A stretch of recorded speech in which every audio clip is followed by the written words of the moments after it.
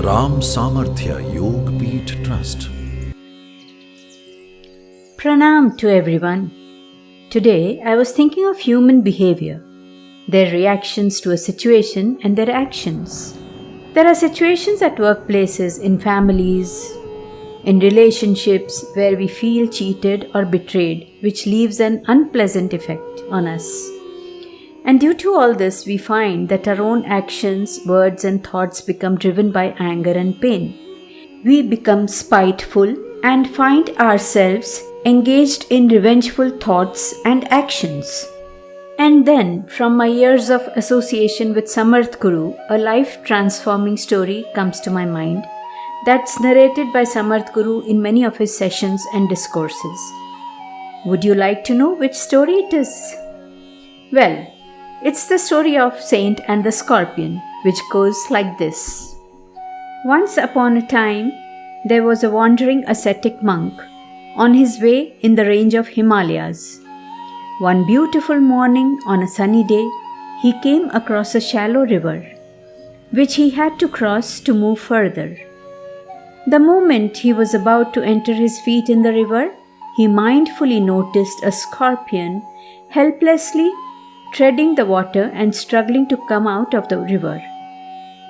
It was almost touching the bank, but not enough to gain hold of the ground.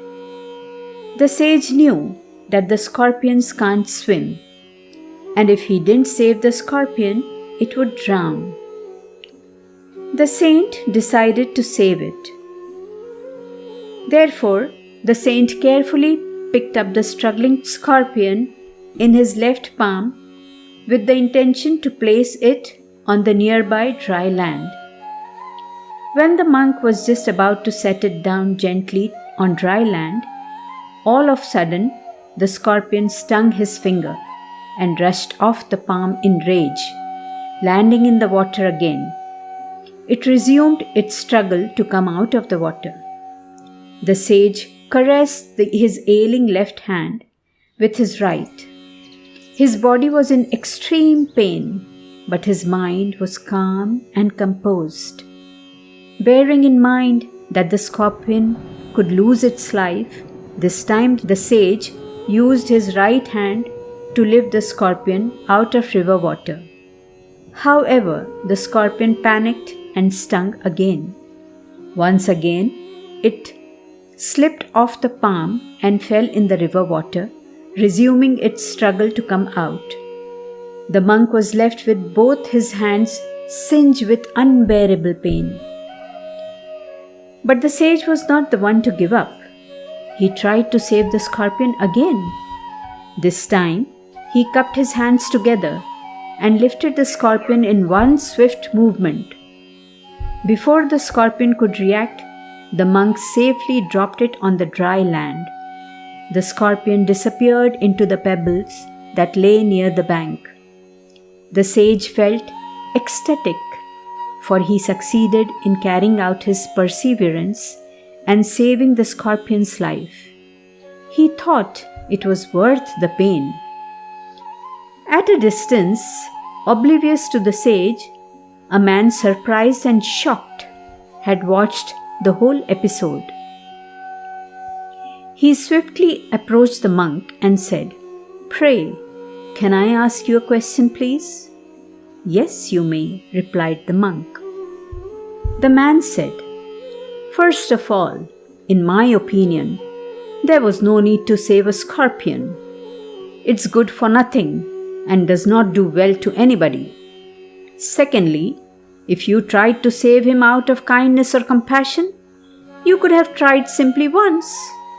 I'm quite surprised that even after it stung you so ungratefully, you persisted with your efforts to save him. Please tell me the reason why.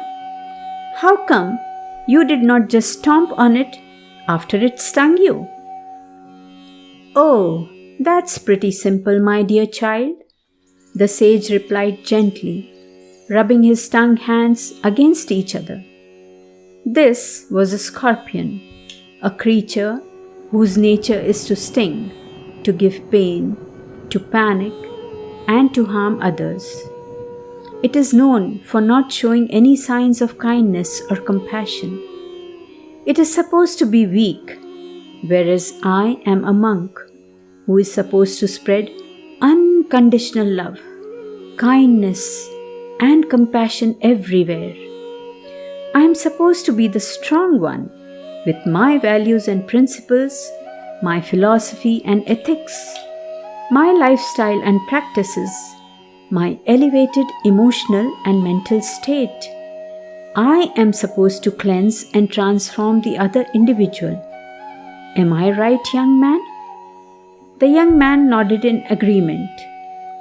The monk continued, "Well then, when a creature as small, weak, and lowly as a scorpion does not change its basic nature, its traits and its reactions in the presence of a holy man, should I, the one who is supposed to be a sage, let go of my virtuous conduct, my behavior in the presence of a scorpion?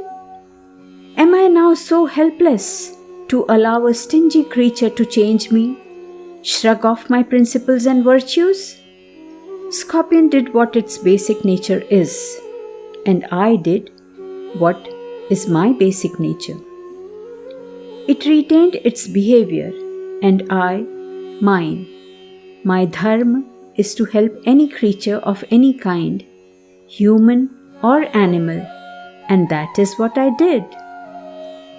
The man prostrated at the feet of the saint and expressed his gratitude for the profound wisdom the saint had just shared with him. So friends, I hope you all liked the story. SamarthGuru lays stress on following a dharma of being selfless, kind, pure, honest, and caring. Due to ignorance, lack of understanding, and the way in which one's own karmic dharma is unfolding, one may act with malice, deceit, selfishness, and indifference. But you know what? We must not let such actions and ignorance deprive us of fulfilling our dharma. We must never allow ourselves to be lowered by ignorance or people's habits or their greed, should we? The divine message and gesture delivered by SamarthGuru through this story is being practiced by his followers, which has brought immense change in the thought process, and people have got solutions to deal with their day-to-day problems related with colleagues, family members, neighbors, etc.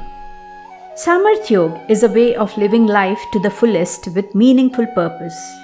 So watch out for more inspirational stories from our channel.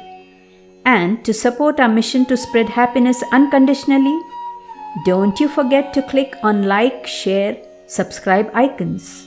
You can also write in the comment box on the solutions you would like to get for any problems you have. So, come on, join us to live life with Saamarthya Yoga. Remember, in the happiness of others lies ours. Jai Shri Ram.